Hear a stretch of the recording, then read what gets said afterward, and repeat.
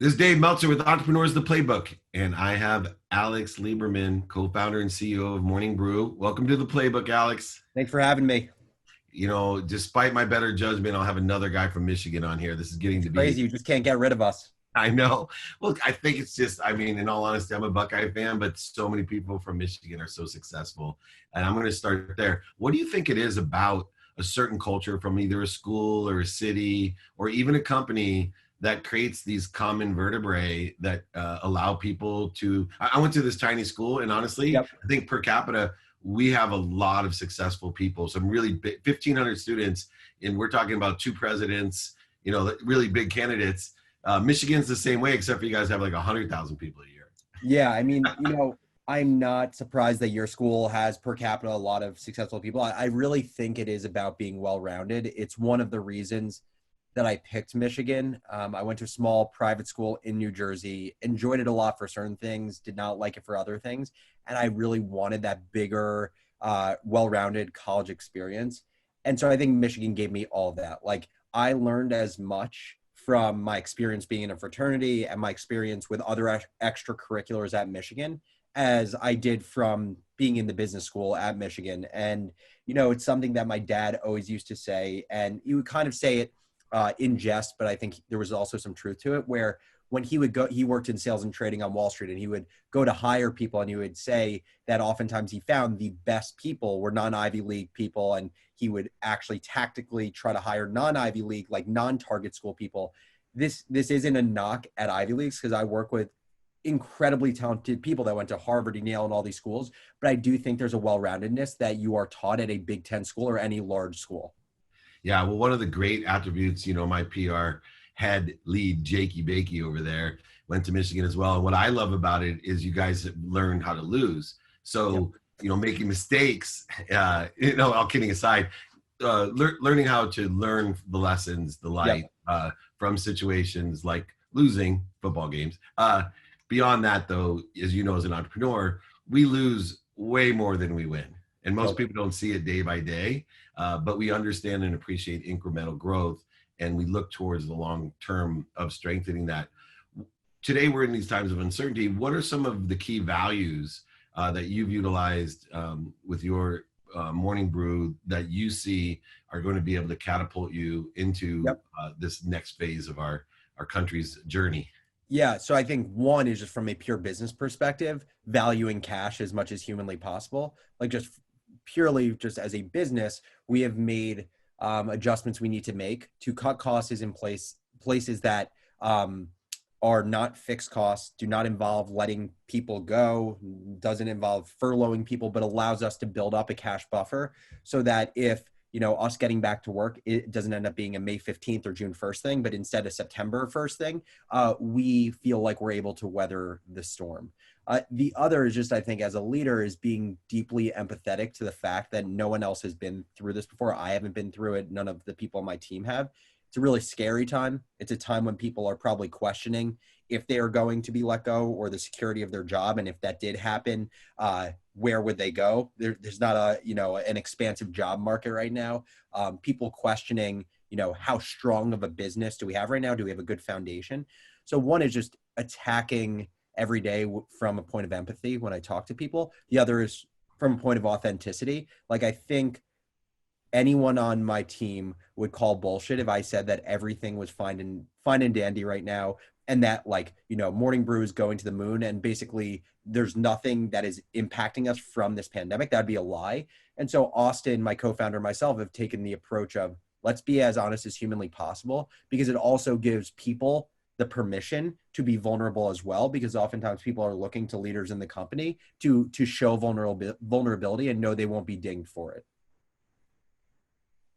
Yeah, it's interesting because I've been through similar, at least times of uncertainty, 93, 97, 2001, 2008. And one of the things that I've learned, because I'm a total optimist, is to actually thrive under the smile under struggle scenario. And that, look, I'm going to tell you, I'm in the middle of a miracle only because I've learned to love everything that I do. And I'm a person who takes these opportunities to learn how to find the light, how to find the love and the lessons when things don't go as planned. And these are the margins where millionaires are made.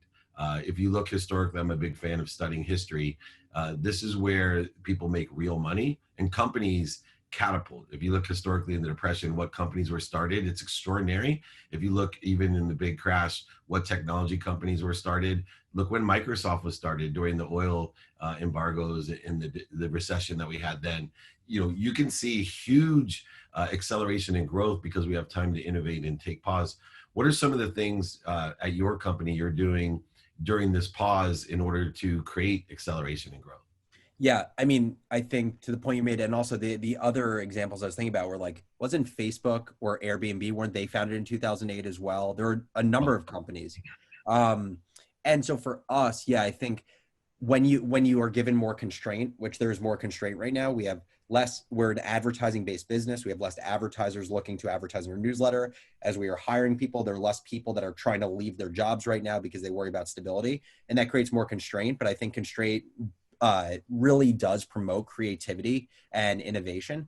And so for us, I think one, we're asking the question to ourselves of Morning Brew has a great foundation because we have built an audience that actually gives a shit about us. We have 2 million people that open our newsletter for 5 minutes in the morning because they trust the content we're creating. Like, we can't devalue that mental real estate. But at the end of the day, from a business model perspective, we are very exposed to risk. We are 100% advertising based. The vast majority of that is in our daily newsletter. So for a long time, we've preached this idea of having many streams of revenue. Well, a scenario like this, I would say, definitely acts as a catalyst in that desire. And so I'm personally spending probably 50% of my time right now looking for opportunities to diversify revenue within the business by not just receiving money from advertisers, but also creating something of value that we can charge our subscribers directly for also and adds value to them. So I would say that's the biggest thing. But yet, you know, you have been really position. And one thing I like about your company and you is that you're pragmatic in your cultural sense of, hey, we're a business, right? We're here. I've been saying this the last week. I hate if people have heard this already, but you have to hear this. I'm tired of people telling me I feel guilty for taking advantage of this opportunity or along those lines. And I'm like, dude, you cannot be poor enough to make anybody rich. But I've learned this throughout my years. I can be plenty rich enough to make people rich. And I've made a ton of people rich in my life, not by being poor. So please take advantage of every opportunity there is. Take advantage and look at things in the realm of monetization on how do we make more money so we can help more people and have more fun. Is there a conflict for you? I know when I was your age, there was about this idea of like my business first, because if my business isn't a business, nobody has a job. And I made in 2008 a huge mistake. I tried to save everybody else's feelings, everybody else's job. And guess what? When I lost everything and all my businesses went down, everyone still hated me and they still blamed me. And yet it made it worse because I could have spent all my time trying to save the business and let people go and do all those things. Is there a conflict for you right now?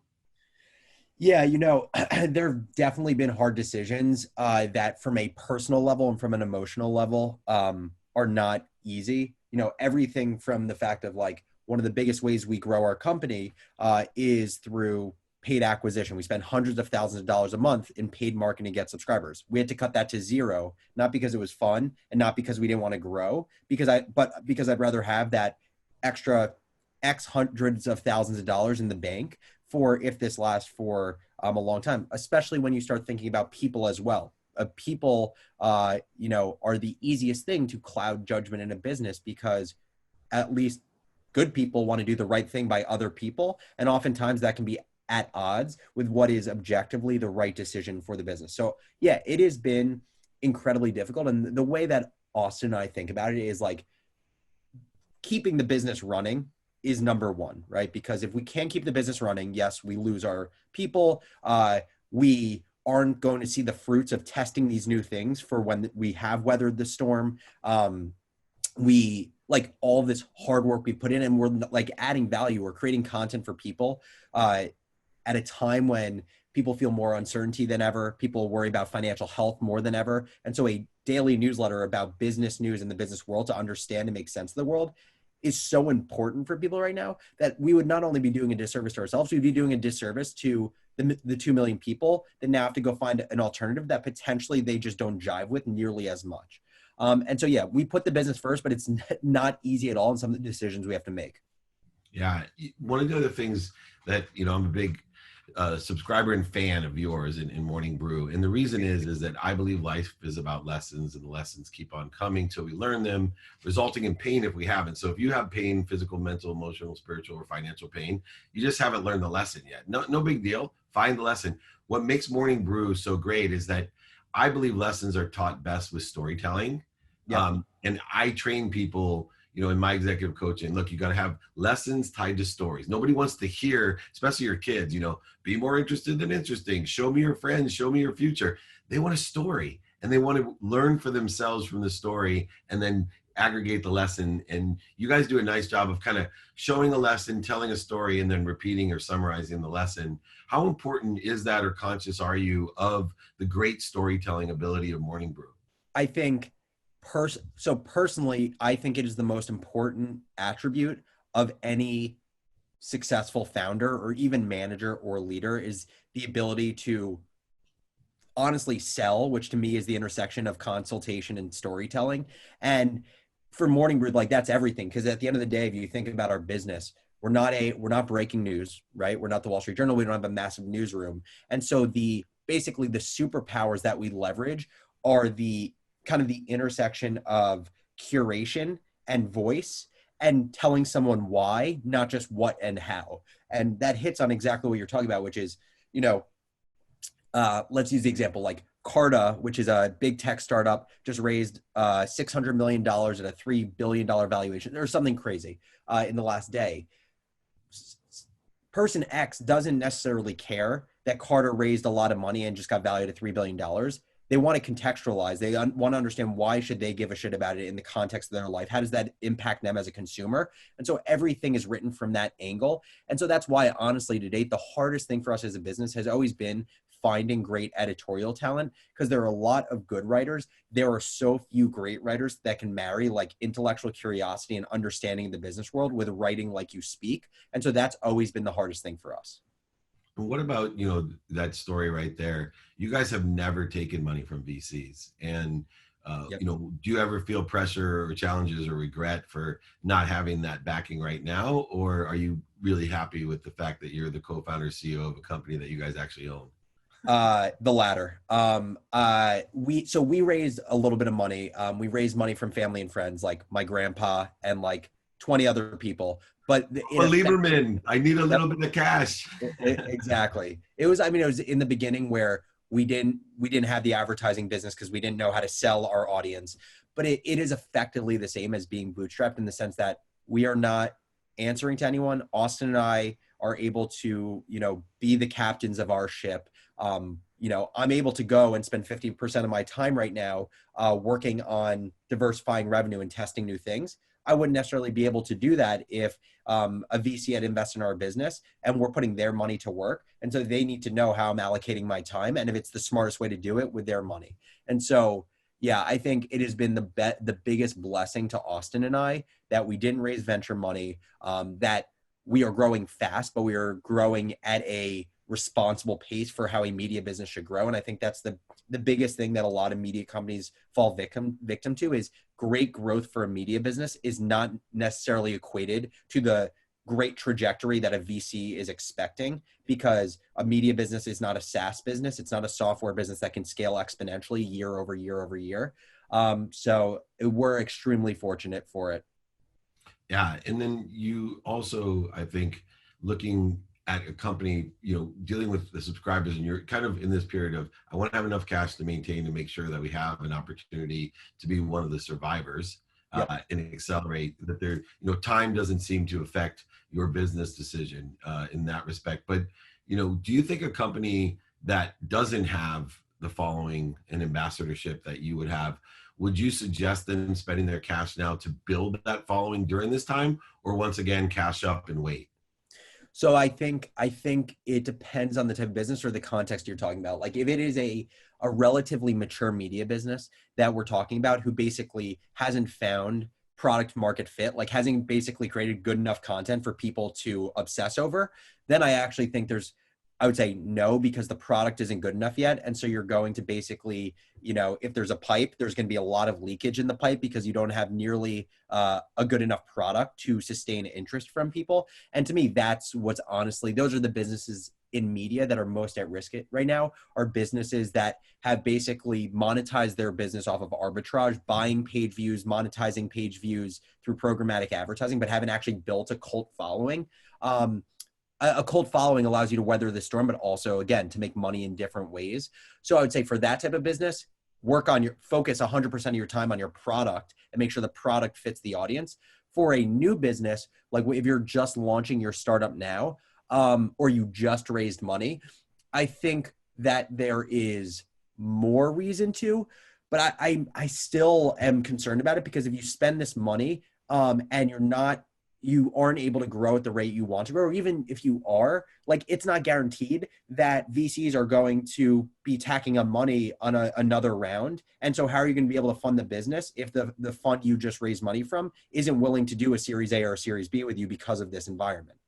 Right. And if you don't need to raise money, then of course, I love the fact, Morning Brew is based off of what my strategy is for my clients and me, actually, is that I didn't do anything until I knew I had quality content that I could put up consistently. Right. Because I use Disney for me. Like, why is it that Mickey Mouse Clubs has 470 million views on YouTube? YouTube didn't exist. Right? Because Disney knows what quality content is, and it's consistent everywhere that they go. And so I had to build my brand 3 years ago when I started working with Gary and getting his advice, consistency, quality content. And, as individual brands, it's quite easy to invest because I don't think we'll ever find an opportunity as an individual brand where you don't have to take on money or worry about exit or VC, just to invest in building your own audience. Because it's never been faster, easier, or less expensive than right now, if you have quality content that is proven. Exactly. At the end of the day, it is a more competitive market than ever before, but it is a market that you can touch more human beings at once faster than ever before. It's basically, the change from the printing press to the advent of the internet and tablets and phones and computers has made the marginal cost of you creating content zero, but that allows you to get in front of people. But that means you and 1,000 other of you also have the ability to do that. So you better be really freaking good, or you're going to get drowned out in the noise. Yeah, no doubt. Last issue, objectives and goals. You are very focused on achieving an outcome. How and where do you put your emotions on that outcome? Where in that journey are your emotions attached to your goals? Yeah. So it's interesting. At the end of the day, like, the way I assess my goals for this business, and I think Austin does the same thing, is very simple. Like, we want to build a great team. We want to build a product that helps people, a lot of people. We don't want to be worried about money for the rest of our lives. We want to be in control of our destiny. And we want to feel like we're intellectually stimulated and have access to people we probably shouldn't be able to have access to. And as long as those 5 things are being satisfied, we're not going to change our course, and we're going to keep doing the same thing that we're doing. It's interesting because early in life, I would say I was pretty obsessed with money, and not because I knew what that would get me, because I was a kid. I was like a 13-year-old having a bar mitzvah, and I was obsessed with being a billionaire. I was obsessed with the content or the concept of it, because I had created this vision of what power meant and what success meant in the eyes of others. And I think that probably just naturally came from growing up in a completely Wall Street family. And what I realized over time is my lifestyle, even since, starting Morning Brew and paying myself zero to like gradually paying myself more, now building up equity value in the business, my lifestyle has very much not changed. I'm still the same cheap person that I was, 5 years ago, where if I'm not meal prepping for the week, I'm forcing myself to not have lunch because I feel bad about buying lunch during the middle of the day. And so what I've realized to me is the attachment of my emotion is the feeling of pushing myself intellectually and adding value to my company. If I ever am insecure, it's not that I'm insecure about my money. I'm insecure about, am I adding enough value to my company? And am I pushing myself hard enough intellectually? Or am I being a procrastinator and not doing what I told myself I would do? That's awesome, because I don't buy lunch or breakfast either. I will go to corporate dinners, and I did let Jake bet me his entire salary on the Michigan-Ohio State game, so I got some free lunches. That's a tough bet. He keeps them all kosher though, so I have to go kosher if I get free meals from Jake. I love I really appreciate your insight, my friend. You are an extraordinary entrepreneur. I look forward to seeing greater successes through this and beyond. If you need any help, let me know. You got to check out Morning Brew. I'm a big fan and consumer of quality content, consistent quality content, and you guys Thanks so much. tell great stories, and I learned so many great lessons that have helped me not only with my own content, but moreover, helping as an executive coach empower other people. I've taken lessons that I've learned from you and your content. So thank you for providing stable data out there, some real news, and I really enjoy it. This is Alex Lieberman, the co-founder and CEO of Morning Brew with David Meltzer. It's Entrepreneurs, the Playbook.